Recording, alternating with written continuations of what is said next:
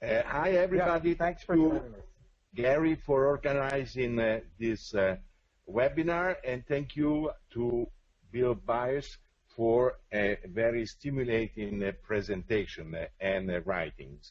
Well, my 2 cents of input stimulated by what you said is that, very useful is your concept of conceptual systems, which in other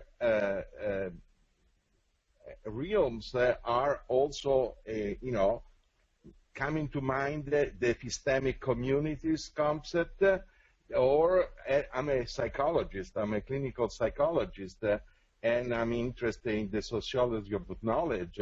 I would talk about, stimulated by the fact that, yes, people do not live in reality, but they live in the construction of their experience of reality, and their experience of reality depends, we can say, on the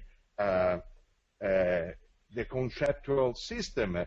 But I think to make even more pregnant, and useful this concept, I would need to have some more understanding from you, or others, about the space, the place of value. In other words, I'm talking about what is, in your opinion, the sociology of a conceptual system. Because you speak about creativity, but creativity per se is not necessarily good news. I can cite a lot of good examples of excellent creativity that was used to destroy other people, eliminate enemies, or part of the population. So Marxist-Leninism and Nazism and fascism offered a great example, recently, of creativity. Even more recently, we had a lot of tragedy that were creatively created or hidden from the eyes of the public. So, for me, it's important to make explicit the value of conceptual systems, or the sociology of conceptual system, and ask also what are the effects. What are the effects?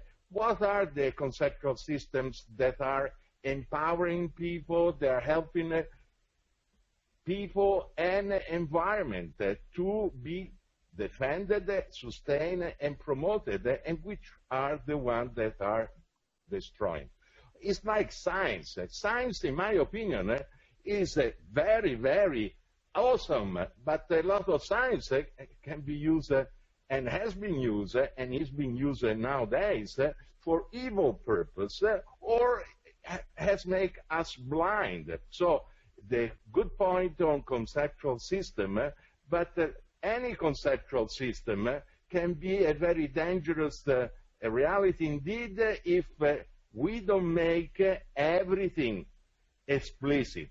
Explicit, especially on is building what in terms of enabling me, a human being, to respect myself, all the different parts of myself, my needs, to connect and satisfy the needs without oppressing others and destroying the environment. Because this, I think, is, effectiveness and sustainability. We cannot afford just to think of creativity as is neutral, of science as neutral, as conceptual system or construction of reality as neutral, because nothing is neutral, and everything that is neutral, in my opinion, is socially and individually dangerous.